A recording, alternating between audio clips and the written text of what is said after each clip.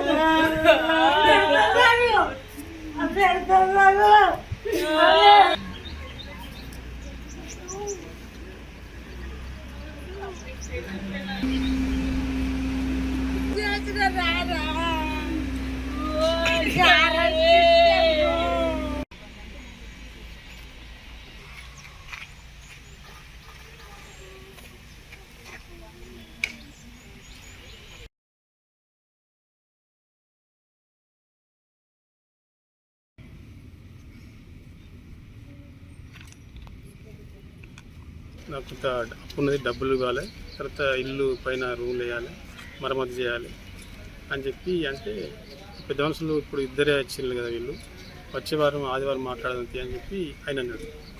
అన్న తర్వాత మాట పెరిగి ఈ రాజమని నూకేసి అటువంటి లోకల్ బండి ఉంటే తీసి తల మీద తల వలిగింది. హాస్పిటల్ తీసుకెళ్ళి ఎక్కడ చనిపోయాడు? కర్మాల మెడికవర్ హాస్పిటల్ తీసుకుపోయి ట్రీట్మెంట్ జరిగింది. కానీ అసలు మా పల్స్ అది పడిపోయిందట. రిటర్న్ ఇక్కడికి తీసుకొచ్చి హుస్నాబాద్ హాస్పిటల్, గవర్నమెంట్ హాస్పిటల్.